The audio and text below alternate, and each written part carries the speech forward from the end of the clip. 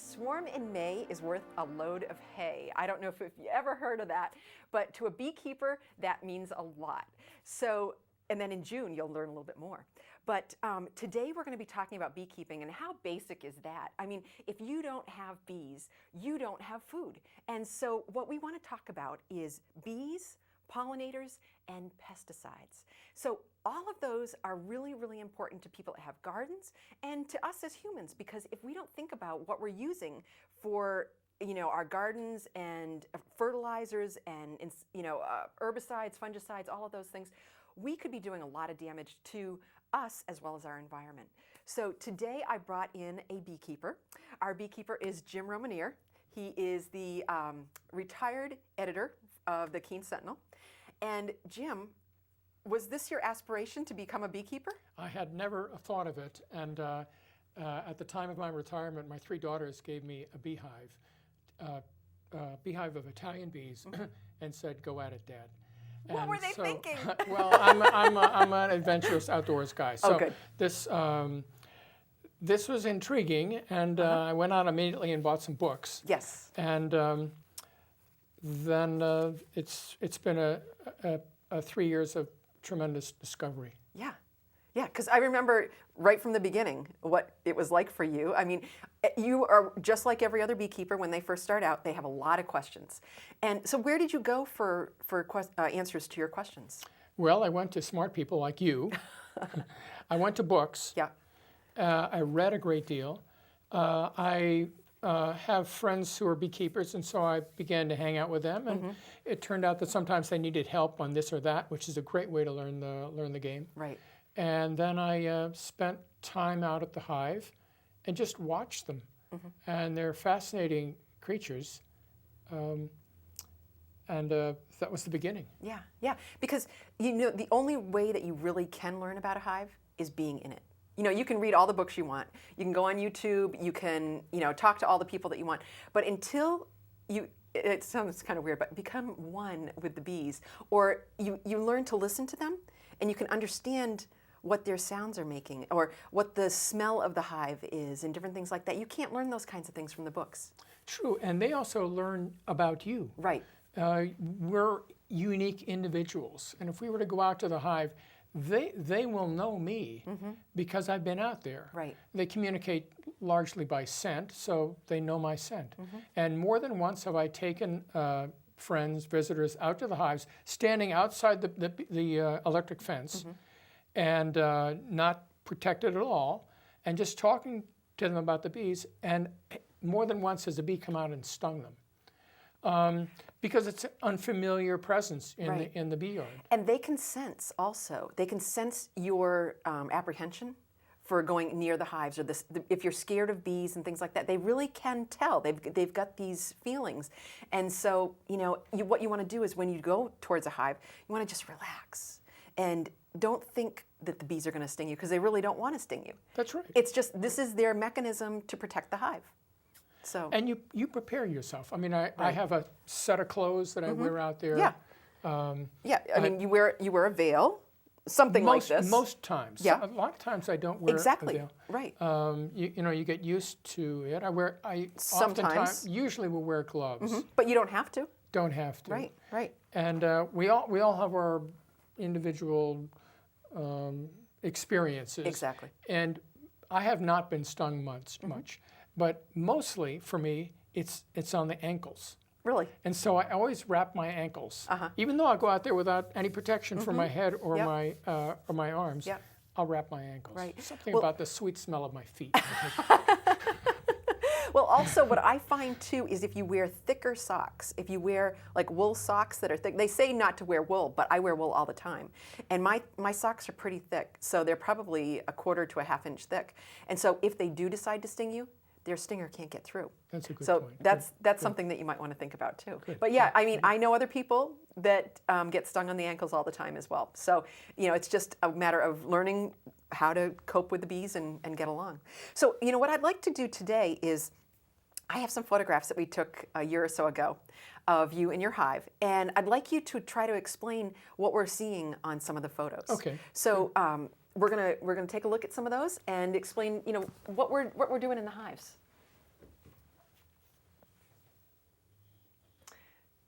Okay. So it looks like you've got some honey here and maybe some brood in the middle? Yes. Yeah. Brood being babies babies being prepared to be born. Right, in the larval stage or the egg stage and things like that. Yeah. And let's see, what else do we see? Okay, now you're being very gentle with the bees. You do have gloves on here, but what we try not to do is try not to crush the bees.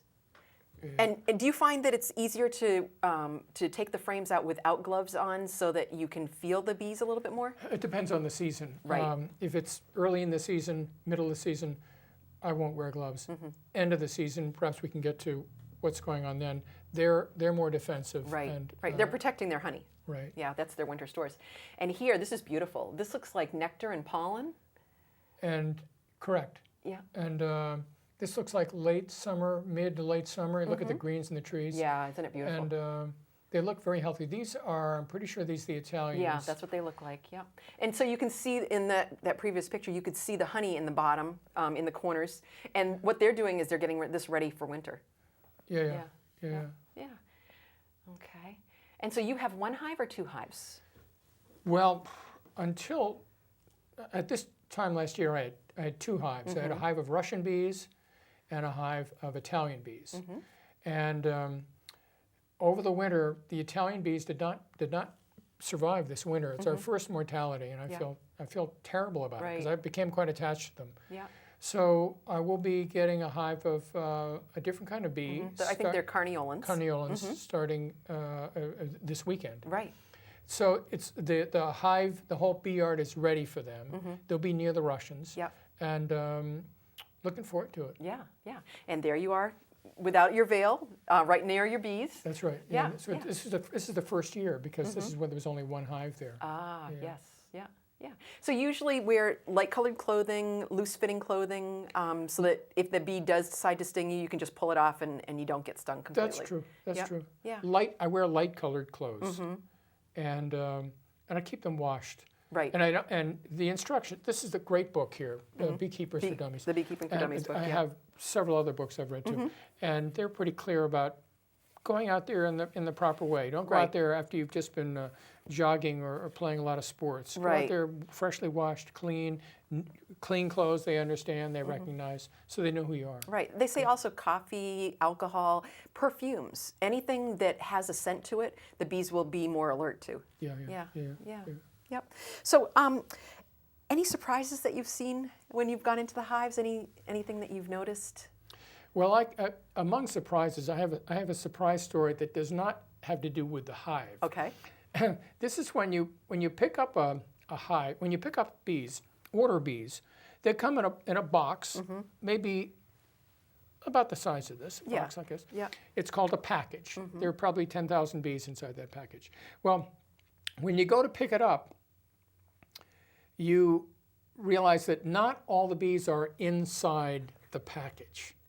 Some of them are outside the package. They want to be with those other bees. That's all. They're just stragglers, yeah. Right. So now you've got to get the package home. Now, fortunately, I had read about this ahead of time, so I came equipped because I picked up my first hive. First package I picked up in Nashua, and so I drove back with the hive in the back, and with this on my head on Route 101 in Nashua, and I can tell you, I got some funny looks.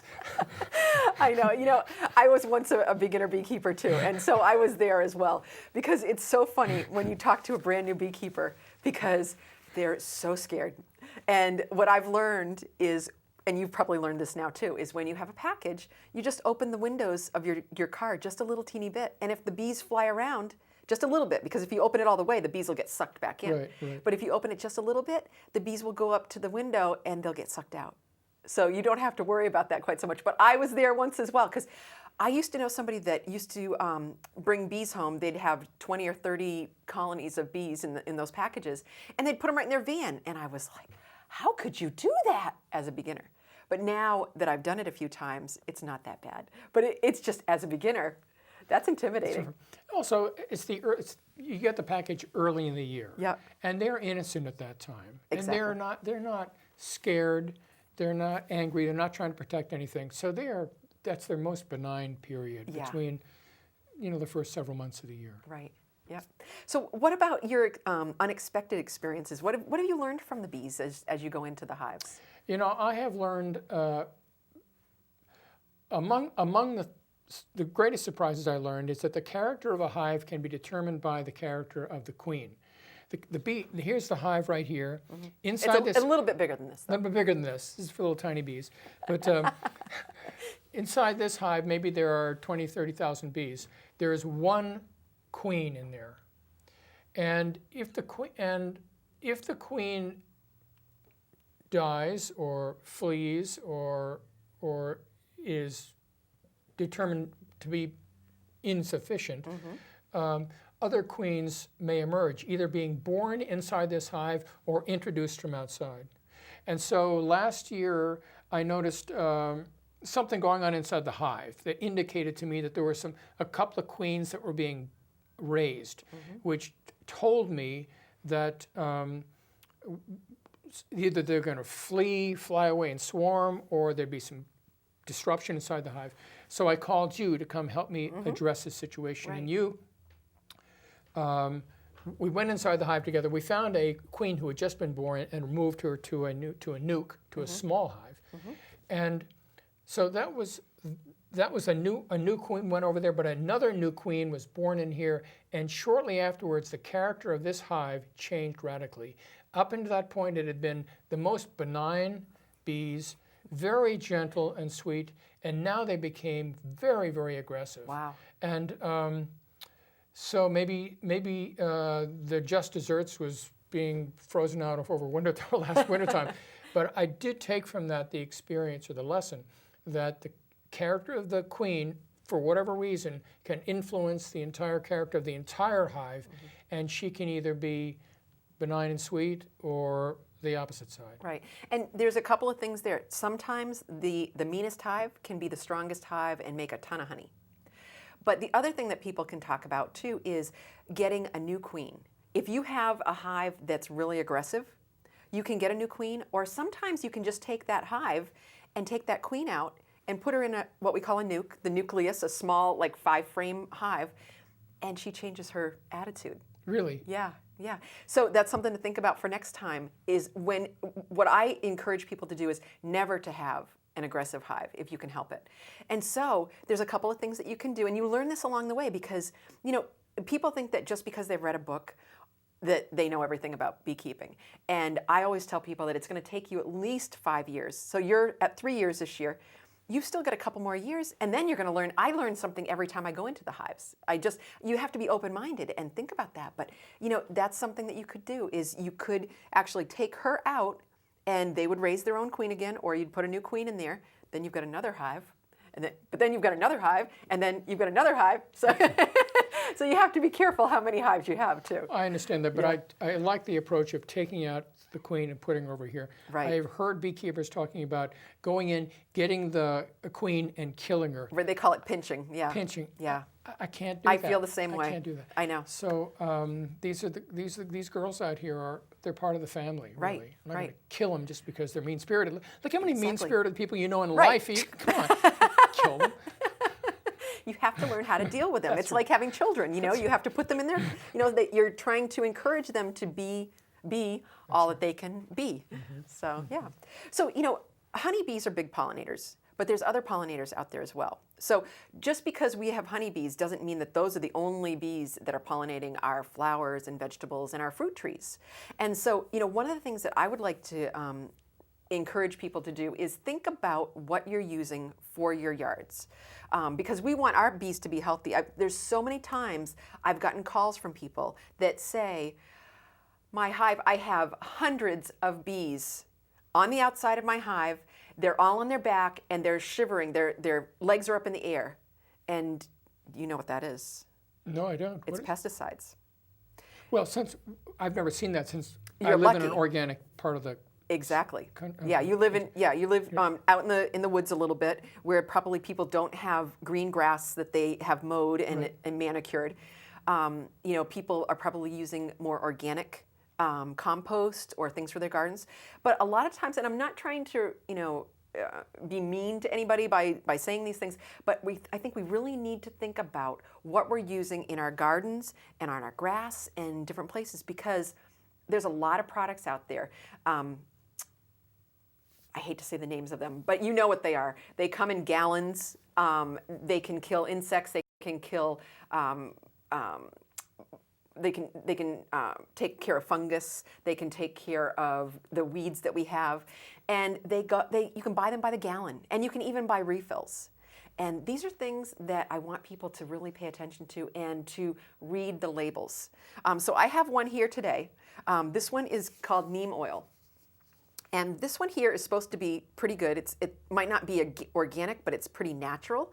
And one of the things that I want you to be aware of is the fact that these have active ingredients, but they also have inert ingredients. And if you look at the back, it'll be amazing to you when you look at these and find out that the active ingredients are only between 1 to like 4 or 5% in this whole bottle. I mean, there's probably a lot of water in this to make it all liquid, but this will end up having about 95% inert ingredients. And on the labels, they don't have to tell you what those inert ingredients are. And that's kind of scary, because there's so many things that we are taking in our bodies, in fruits and vegetables that we buy at the grocery store, or things that around, that they don't have to tell you all the things that go onto them or into them and things like that. So if you have a choice in your own garden, please read the labels. Use them as directed, because the other thing is that if you use a lot of these products while the bees are flying, you will end up killing a lot of our pollinators.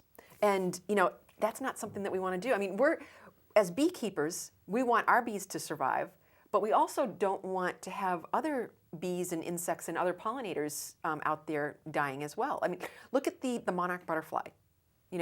There's a lot of reasons why the monarch butterfly isn't around quite so much. I did see a documentary where they said that they had they had a really cold part in Mexico, and that killed thousands, millions probably, of butterflies. But also, when the butterflies come our way, they have to go through a lot of fields, and they have to stop off, and they may land on especially soybeans and corns. A lot of those don't have a lot of nectar, but the insects have to stop on their way, and they take these things in and they carry them with them. Mm-hmm. So, these are things that I think that, we really have to start thinking about. And there are alternatives to these things. There is, I mean, in your garden, we have all our gardens are organic, mm-hmm. and our neighbors are organic. Yeah. But we use cinnamon out there. Cinnamon will stop ants like right. that. Yeah. We use cayenne, the cayenne pepper. Yeah. You do have to be attentive to it, and it could be a little pricier than buying this stuff mm-hmm. here, because after it rains, you have to put some more on. Right. But also, I think that people can lighten up a little bit when it comes to their lawns. And right. We at our home we eat dandelion greens. Right. They're delicious, and they're good delicious. for you. They're good yeah. for you. Yeah. And so why put poison on them to get rid of them? Right. So give it a try. Yeah. I'd really like to know, who was it that told us that dandelions and weeds are bad for our yards? I mean, it has to be one of the chemical companies. Right, I know. And, seriously, when you have weeds in your garden, weeds in your lawn, your lawn is going to be green all summer when somebody else is having to water it or weed it or whatever. Seriously, who said that we couldn't have dandelions? I don't know. Is there a dandelion police? I don't know. So what are some of the flowers that you have in your yard? Oh, well, we have the full array of flowers that are in the garden. Uh-huh. I mean, the yep. vegetable garden. Mm-hmm. Yep. And then we have apple trees. I'm trying to develop an orchard. So they're mm-hmm. small, but they blossom. Right. We have we have azaleas. We have, orchids. I mean, quite a bit. Right. I learned that if you add 10 new items a year, mm-hmm. after 10 years, you've got 100 items. Exactly. And you've been able to divide them. Right. So my best advice to anybody starting out is not to try to make it garden wonderful on the first year. Right. Start small, little mm-hmm. steps for little feet. I feel the same way. Yeah.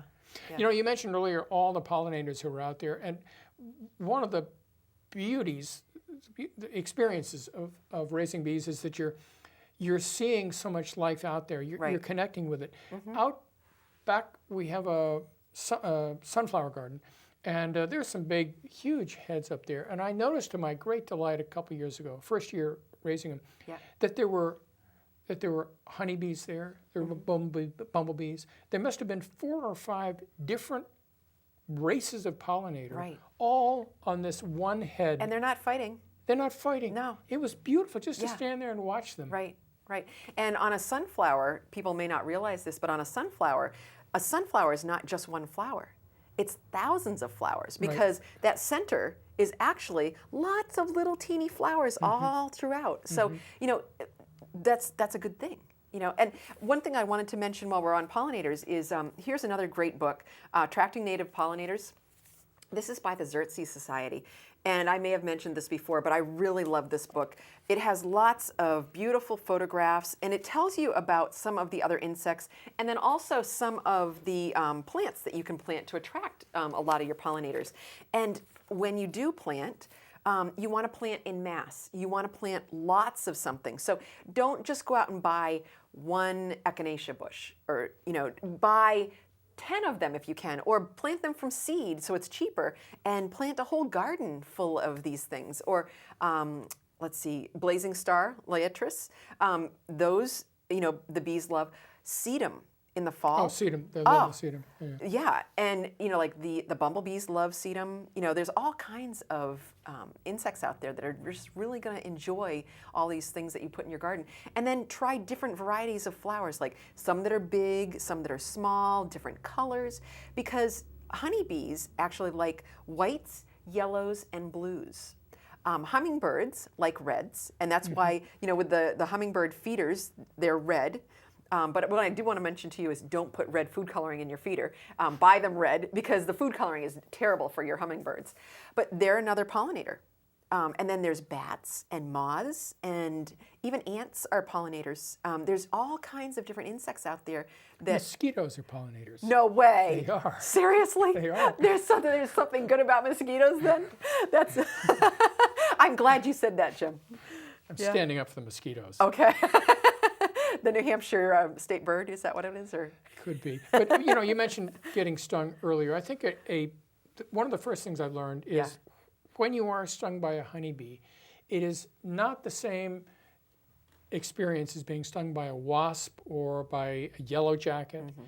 To me, it's the equivalent of if you were to take a Q-tip and dip it in some hot olive oil and then touch it to your skin. That's what it's like to me. Right. It's not a sharp, difficult situation. Right. It's almost sweet. Yeah, and as beekeepers, we learn how to take the stinger out too. Because if you leave the stinger in, yes, you're going to have quite an area that's going to have the venom. But if you take it out without squishing the stinger, because you can see it pulsing, it's kind of neat, isn't it? Yeah, it's still there. Yeah, and so you can take it out with your fingernail, and then you don't have to worry about the venom going in. And the other thing about like a wasp and a honeybee is a wasp can sting you and sting and sting and sting, and several times because they don't have a barbed end on their stingers. So a wasp can really hurt because it can sting you several times. But with a honeybee, once it stings you, it actually dies. So honeybees don't want to sting you. It's not like a wasp or something that might be a more carnivorous insect that's out there. So Jim, what would you say, if somebody's interested in becoming a beekeeper, what would you say you would suggest? I would suggest getting to know somebody who already raises bees and bring them a pie, somehow ingratiate yourself and spend time with them and just see what they do. Right. And I recommend doing that in addition to reading, but I think being out there in the hive, it really introduces you to it. And oftentimes people who have bees, they need help. For example, if a beekeeper's got an aching back and it's the end of the year and he or she needs to lift this off the top, this thing is loaded with honey and this could weigh 50 pounds. And so you help them out. Right. Right. And that would be my, and then secondly, I would say, once you get the bees, join a beekeepers association and become part of the conversation. Right, right. So we do have the Monadnock Beekeepers Association in this area, and you can go to their website if you're interested in more information, and that is www.monadnockbeekeepers.com. It really is a great group of people, and we've had a lot of speakers this year. The energy is building up again. I'm really, really happy to see that. And then you can always email me at the station. And I can give you more information, if you need to know where to go or how to get bees or how to get started. So I've really enjoyed our conversation today. It's good. It's a lovely topic, and it's great talking to you. I know, and I could talk for hours. I could talk for hours, especially about bees. But I would like to thank you for joining us today, and this has been really wonderful. Thank you very much. That's Good. So we've been back to basics. What I'd like to encourage people to do is to love life, live well, and be grateful. And I mean, be grateful, because there's so many things that are out there. If we didn't have them, if we lose these things, we will be at a loss. And getting them back is going to be really tough if we lose, the bees or the pollinators and things like that. So, very good. Yeah. So thanks for joining us today, and we'll look forward to hearing from you if you have questions, or we'll see you again on the next show. So we'll see you in Back to Basics.